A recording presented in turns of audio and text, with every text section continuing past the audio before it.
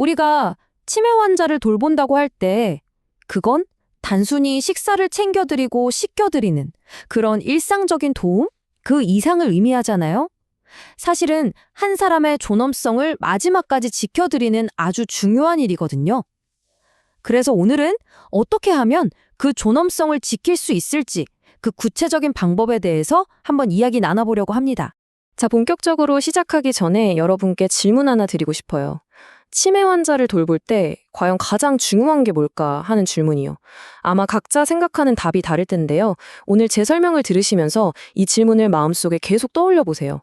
그럼 아마 끝날 때쯤엔 훨씬 더 깊은 무언가를 얻어가실 수 있을 거예요. 그럼 이제 한번 제대로 들어가 볼까요? 모든 돌봄은요, 그냥 막 시작하는 게 아닙니다. 어떤 행동을 하기 전에 그 밑바탕에 깔려있는 철학, 그러니까 우리가 왜 이렇게 해야만 하는지에 대한 핵심 원칙부터 이해하는 게 순서겠죠. 지금 보시는 이 자료에 바로 그 핵심이 담겨 있어요. 전문적인 돌봄의 윤리 원칙이라고 되어 있죠. 이게 바로 앞으로 우리가 이야기할 모든 규칙과 태도에 아주 단단한 뿌리가 되어주는 겁니다. 이걸 알아야 그 다음이 이해가 돼요. 네, 바로 이 세 가지입니다. 첫째, 자율성 존중의 원칙. 둘째, 악행 금주의 원칙. 그리고 셋째, 정의의 원칙. 이름만 들으면 조금 빡빡하게 느껴질 수도 있는데 제가 하나씩 쉽게 풀어드릴게요. 자, 첫 번째 원칙부터 시작해보죠. 첫 번째 원칙은 바로 자율성 존중입니다. 이게 무슨 말이냐면요. 인지 기능이 좀 떨어지셨다고 해서 그분의 의사나 결정이 무시되어서는 절대로 안 된다는 거예요.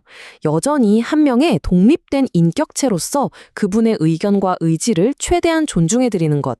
이게 모든 돌봄의 진짜 시작점입니다. 그쵸. 여기서 정말 중요한 단어가 바로 노력해야 한다는 이 부분이에요. 그냥 존중한다가 아니라 존중하도록 노력해야 한다. 이게 그냥 듣기만 하는 걸 넘어서서 그분들의 뜻을 헤아리고 존중하려는 아주 적극적인 자세가 필요하다는 걸 강조하는 거죠. 자, 두 번째 원칙은 악행 금지입니다. 이건 뭐 정말 기본 중에 기본이죠. 돌보는 사람이 환자에게 어떤 종류의 해도 입혀서는 안 된다는 거예요. 이건 너무나 당연한 약속이죠. 근데 여기서 중요한 건 눈에 보이는 신체적인 해만 말하는 게 아니라는 겁니다. 마음의 상처, 즉 정신적인 고통을 주는 것도 절대 안 되는 거죠. 그리고 세 번째 원칙, 바로 정의입니다. 모든 환자는 똑같이 존중받고 대우받을 권리가 있다는 거예요. 뭐 상황이 어떻든 어떤 환자든 차별 같은 건 절대 있을 수 없고요. 언제나 공정하게 그리고 그분의 인간 존엄성을 지켜드리면서 돌봐야 한다는 뜻입니다. 자, 지금까지 우리가 왜 그렇게 해야 하는지에 대한 큰 그림, 즉 원칙을 살펴봤잖아요. 그럼 이제는 구체적으로 무엇을 해야 하는지 규칙에 대해 알아볼 차례입니다. 이 규칙들이야말로 우리가 배운 원칙들을 실제 행동으로 옮겨주는 아주 중요한 지침이 되는 거죠. 네, 바로 이 자료가 그 구체적인 행동 규칙들을 딱 보여주고 있어요. 이건 환자와의 신뢰를 쌓기 위해서 우리가 매일매일 꼭 지켜야 할 것들입니다.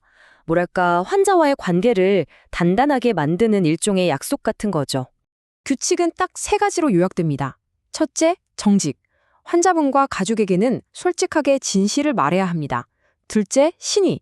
환자분의 사적인 정보는 철저히 지켜줘야죠. 마지막으로, 성실. 한 번 한 약속은 반드시 지키는 겁니다. 보면 아시겠지만 이 세 가지를 하나로 꿰뚫는 키워드가 있어요. 바로 신뢰죠. 생각해보세요. 환자분이 혼란스러울 때 기댈 수 있는 유일한 기둥이 바로 돌보는 사람에 대한 믿음, 즉 신뢰입니다. 만약 이게 한번 무너지면 우리가 하는 그 어떤 돌봄도 사실상 의미가 없어지는 거예요. 자, 우리가 원칙도 알았고 지켜야 할 규칙도 알았어요. 근데 이것만으로는 부족합니다. 결국 돌봄의 퀄리티를 결정짓는 건 바로 마음에서 우러나오는 태도거든요. 이제 어떻게 보면 가장 중요하다고 할 수 있는 부분으로 한번 들어가 보겠습니다. 여기 보이는 이 자료가 바로 그 핵심을 보여줍니다. 우리가 앞에서 봤던 조금은 딱딱할 수 있는 원칙과 규칙에 온기를 불어넣어서 진짜 따뜻한 돌봄으로 만들어주는 네 가지 태도. 과연 어떤 것들이 있는지 하나씩 짚어보죠. 그 첫 번째는 바로 지지적인 태도입니다. 말 그대로 환자분의 든든한 버팀목이 되어주는 거예요. 내가 여기 있으면 안전하구나, 보호받고 있구나, 이런 심리적인 안정감을 느끼게 해주는 거죠. 근데 이게 그냥 마음으로 지지해야지 하고 끝나는 게 아니라는 게 중요해요. 구체적인 행동으로 보여줘야 합니다. 예를 들면 따뜻한 분위기를 만들어주고 일부러 목소리 톤을 좀 낮고 다정하게 하고 손이나 어깨를 부드럽게 감싸주는 스킨십을 하고 그리고 무엇보다 중요한 건 그분을 판단하지 않고 있는 그대로 받아들이는 거죠. 이런 행동 하나하나가 모여서 안정감을 만들어주는 겁니다. 자, 그리고 이런 지지적인 태도는 자연스럽게 다음 태도로 이어집니다.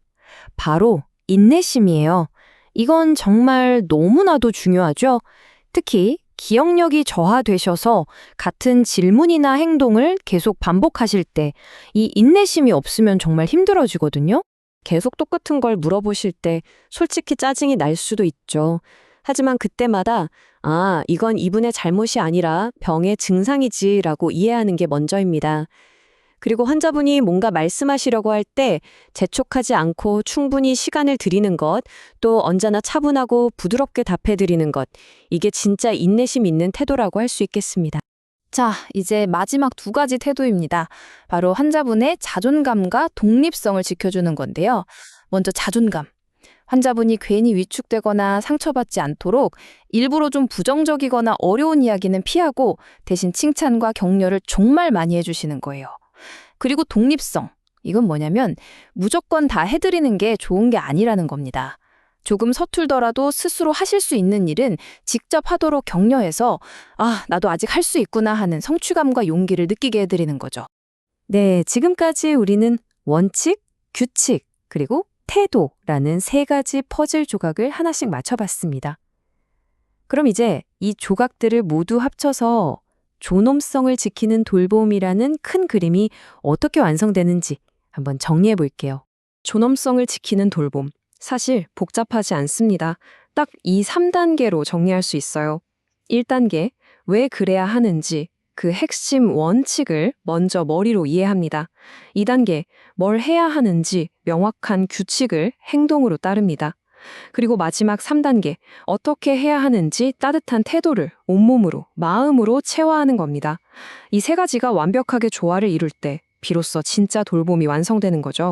오늘 이야기를 마무리하면서 이 질문을 여러분께 꼭 드리고 싶습니다. 오늘 당신의 돌봄은 어떻게 그분의 존엄성을 지켜주었나요? 매일 밤 잠들기 전에 혹은 돌봄을 시작하기 전에 이 질문을 스스로에게 한번 던져보세요. 내가 오늘 어떻게 했는지 돌아보는 그 짧은 순간이 아마 더 나은 돌봄으로 나아가는 가장 중요하고도 위대한 첫걸음이 될 겁니다.